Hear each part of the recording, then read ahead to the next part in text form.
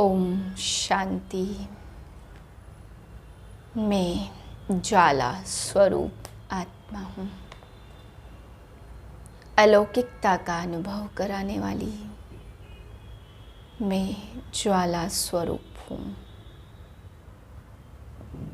मुझसे ज्वाला स्वरूप प्रकाश निकल निकल कर फैलता जा रहा है।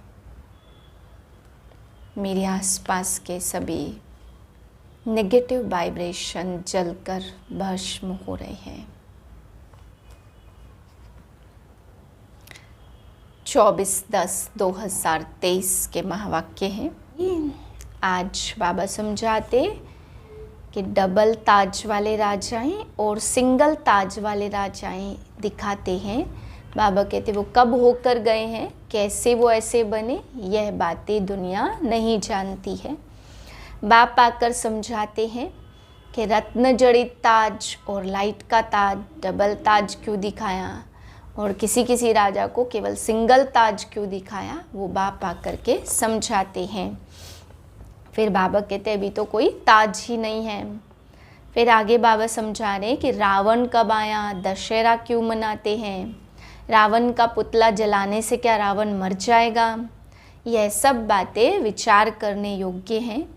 बाबा समझाते हैं दशहरा मनाते लेकिन रावण से छुट्टी तो मिलती नहीं है, इसलिए कैसे क्या उसको ऐसे जलाने से अंत होगा या किस प्रकार से उसका अंत होगा, बाप आकर के समझाते हैं। फिर बाबा समझा रहे इस संसार में जो भी कुछ हो रहा है, मान अपमान, निंदा स्तुति, जय पराजय, सबको खेल समझ करके स्वीकार करना है।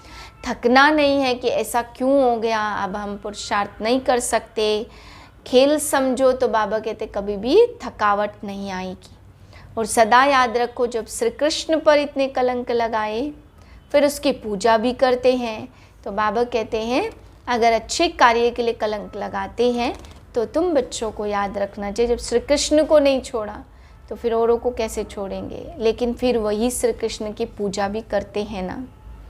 मीठे बच्चे, तुम्हें बड़ा विचित्र उस्ताद मिला है, तुम उनके श्रीमत पर चलो तो डबल सिरताज देवता बन जाएंगे।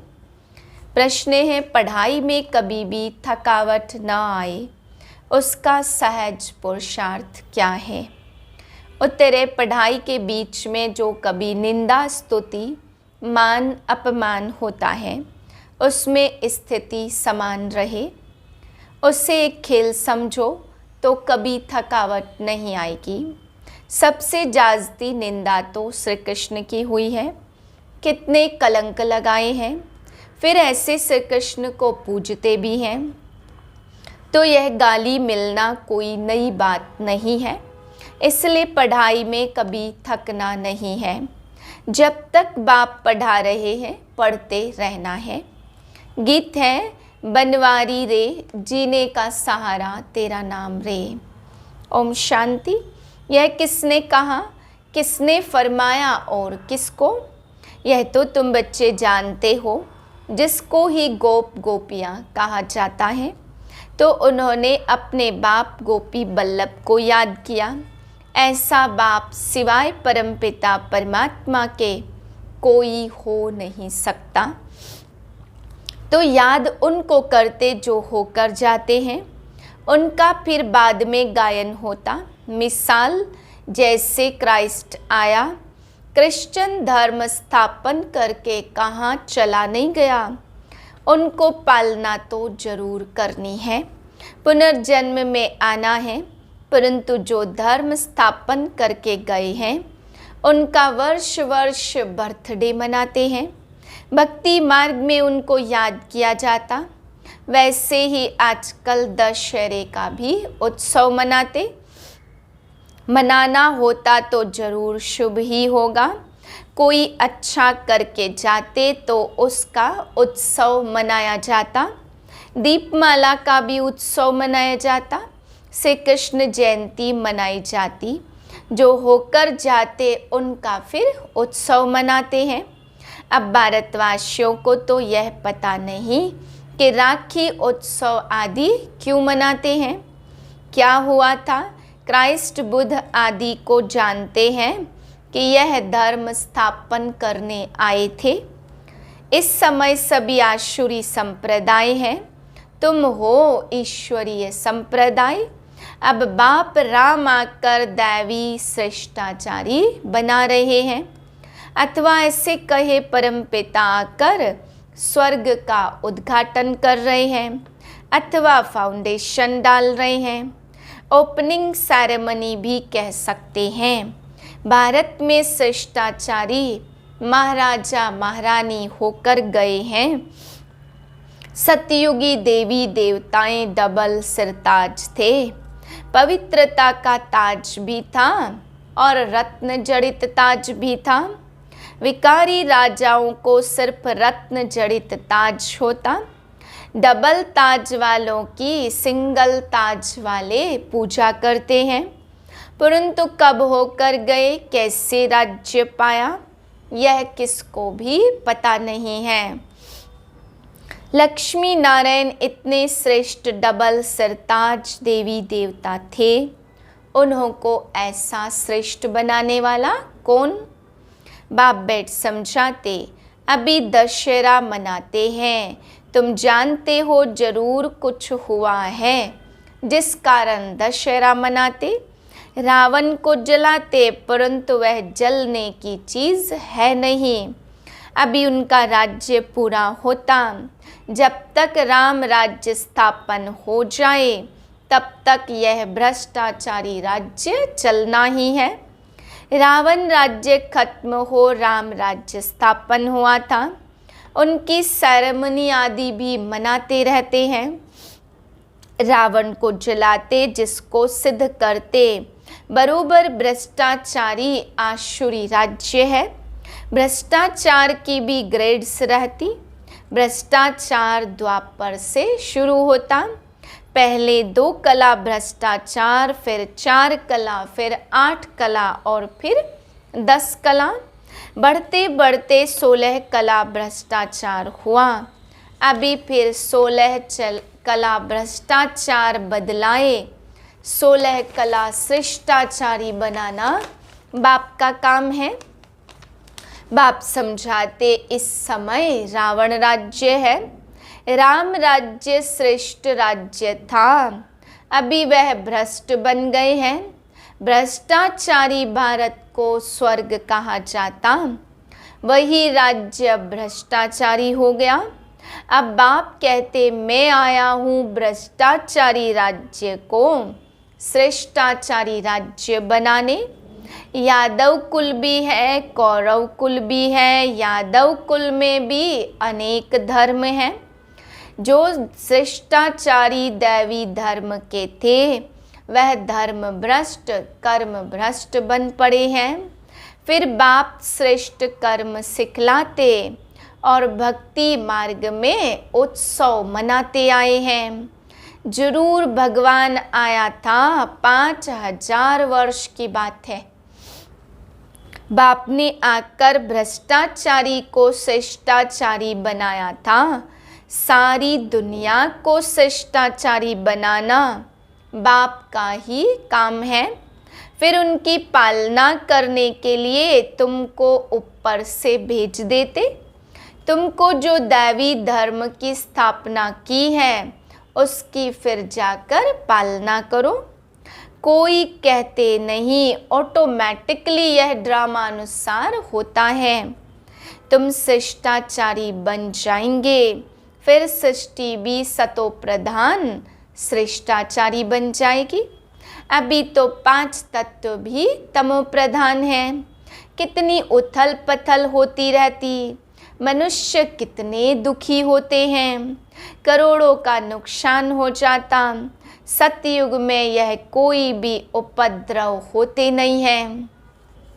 उपद्रव होते हैं नरक में। उपद्रव भी पहले 2 कला वाले थे, अभी 16 कला वाले बन गए। यह सब डिटेल में समझाने की बातें हैं और है बहुत सहज, परंतु समझते नहीं। ना समझा सकते तो यह रावण को जलाना द्वापर से शुरू होता।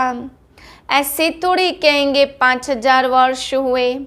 भक्ति मार्ग शुरू होता तो यह उपद्रव भी शुरू हो जाते।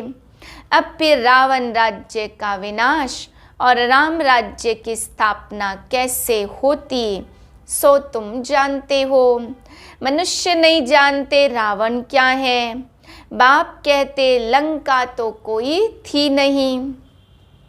सतयुग में लंका होती नहीं है, बहुत थोड़े मनुष्य होते। जमुना का कंठा है।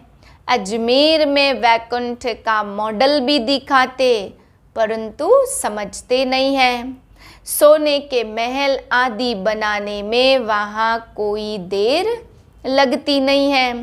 मशीनरी पर झट गलाकर टाइल्स बनाते।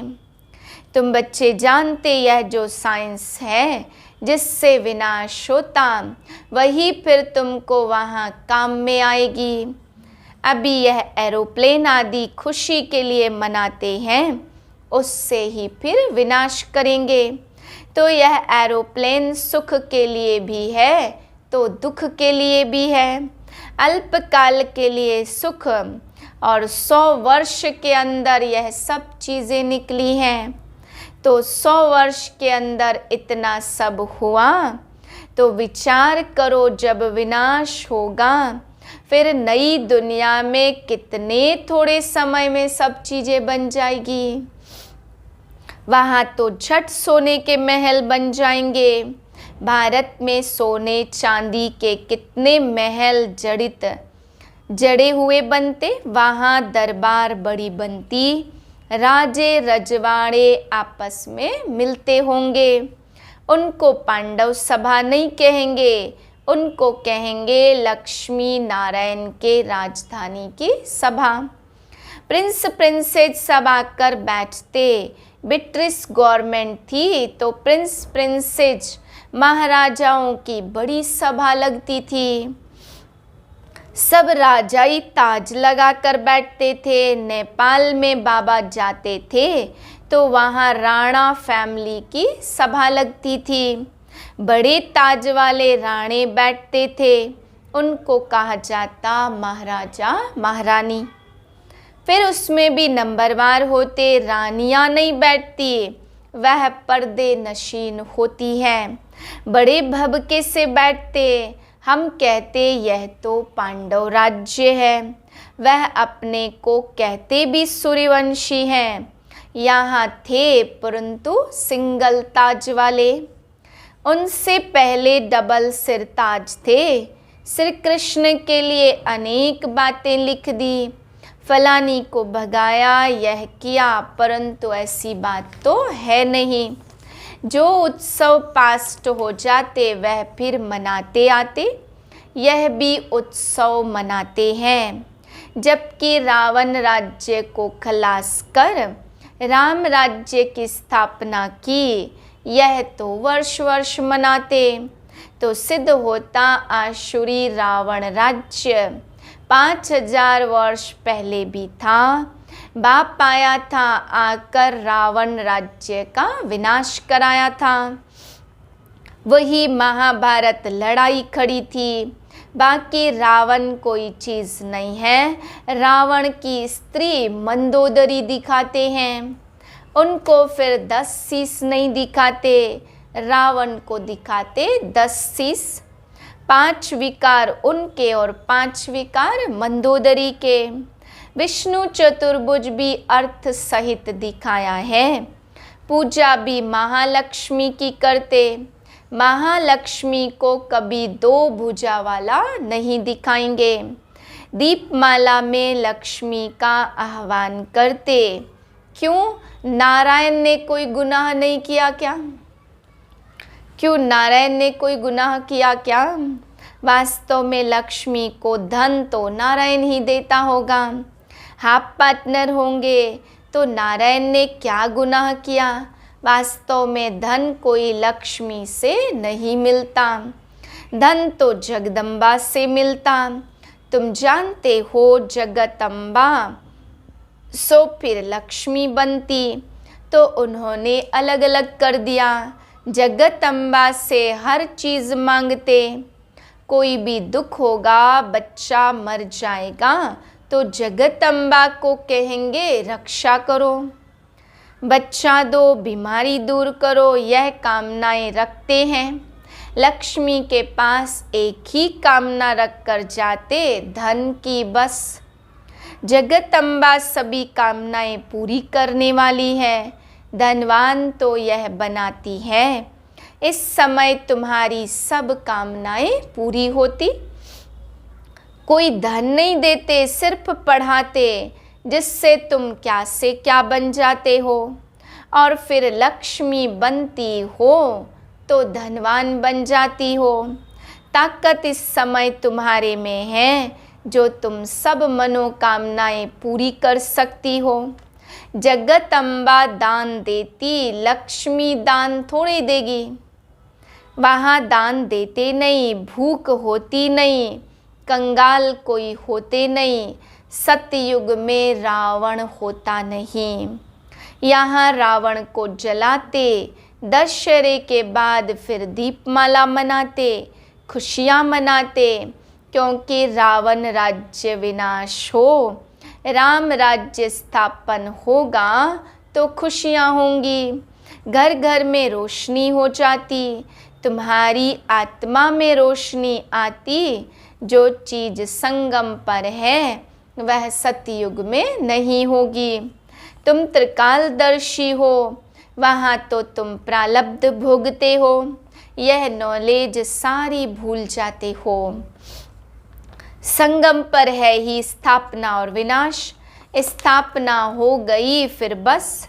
इन सब उत्सवों आदि का तुमको ही ज्ञान है।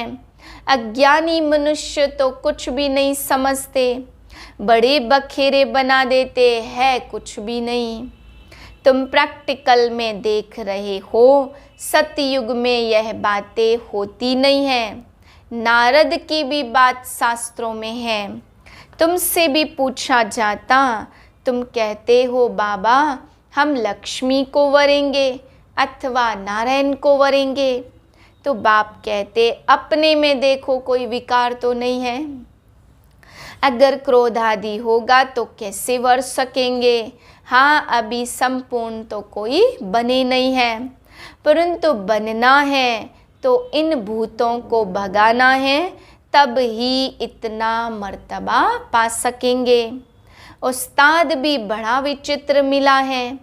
बाप तो सर्वगुण संपन्न, ज्ञान का सागर, आनंद का सागर है, तो जो आकर बच्चे बनते उनको भी सर्वगुण संपन्न डबल सिरताज देवता बनाते हैं।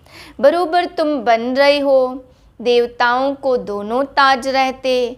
तुम आए हो बाप से वर्षा लेने। वर्षा लेना है, पढ़ना है, पॉइंट्स तो बहुत अच्छी निकलती रहती। अगर पढ़ेंगे नहीं तो औरों को कैसे समझा सकेंगे। ड्रामा हूबहू रिपीट हो रहा है। यह नॉलेज अभी तुम समझते हो, फिर यह गुम हो जाएगी। यह जो लंका आदि दिखाते वह भी है नहीं। रावण का जन्म कब हुआ? लिखा है द्वापर से देवताएं वाम मार्ग में जाते, तब विकारी बनना शुरू हो जाते। भक्ति भी पहले अव्यभिचारी और फिर व्यभिचारी बन जाती। अभी तो मनुष्य अपनी पूजा कराने लग पड़े हैं। बाप कहते मैं आता ही हूँ भ्रष्टाचारी दुनिया का विनाश और श्रेष्ठाचारी दुनिया की स्थापना करने। जरूर पहले स्थापना करेंगे और फिर विनाश करेंगे। यह हमारा पाठ कल्प कल्प का है। भ्रष्टाचारी से श्रेष्ठाचारी बनने में भी टाइम लगता। जब तक बाप बैठ पढ़ा रहे हैं, पढ़ना है। कल्प पहले जिन्होंने जितना पढ़ा है वही पढ़ेंगे। बहुत बच्चे चलते चलते कहते बस हम चल नहीं सकेंगे। अरे निंदा, स्तुति, मान, अपमान यह तो सब होगा। तुम पढ़ाई क्यों छोड़ते हो? सबसे जास्ती निंदा तो श्री कृष्ण की हुई। कितने कलंक लगाए, फिर ऐसे कृष्ण को पूजते क्यों हैं? वास्तव में गाली अभी इनको ब्रह्मा को मिलती। सारे सिंध में निंदा हुई, फिर कर तो कुछ भी नहीं सके। यह भी सब खेल है, नई बात नहीं। कल्प पहले भी गाली खाई थी, नदी पार की थी। तुम सिंध से निकल इस पार चले आए ना। श्री कृष्ण तो नहीं थे, यह दादा आता जाता था। तुम जानते हो अभी हम राज्य पाते फिर गवाते, यह भी खेल है। अच्छा, मीठे मीठे से खिलते बच्चों प्रति माता पिता बाप दादा का याद प्यार, गुड मॉर्निंग। रूहानी बाप की रूहानी बच्चों को नमस्ते। हम रूहानी बच्चों की रूहानी बाप को नमस्ते। धारणा के लिए पहली पॉइंट, सर्व की मनोकामनाएं पूर्ण करने वाली कामधेनु जगदम्बा बनना है, दान देते रहना है। दूसरी पॉइंट, निंदा स्तुति में स्थिति समान रखनी है। यह सब होते पढ़ाई नहीं छोड़नी है, इससे खेल समझ पार करना है। वरदान अपने शक्ति स्वरूप द्वारा अलौकिकता का अनुभव कराने वाले ज्वाला रूप भव। अभी तक बाप क्षमा की आकर्षण है, बाप का कर्तव्य चल रहा है, बच्चों का कर्तव्य गुप्त है। लेकिन जब आप अपने शक्ति स्वरूप में स्थित होंगे तो संपर्क में आने वाली आत्माएं अलौकिकता का अनुभव करेंगी। अच्छा अच्छा कहने वालों को अच्छा बनने की प्रेरणा तब मिलेगी जब संगठित रूप में आप ज्वाला स्वरूप लाइट हाउस बनेंगे। मास्टर सर्वशक्तिमान की स्टेज पर आ जाए तो सभी आपके आगे परवाने समान चक्र लगाने लग जाएं। स्लोगन है, अपनी कर्मेंद्रियों को योग अग्नि में तपाने वाले ही संपूर्ण पावन बनते हैं। ओम शांति।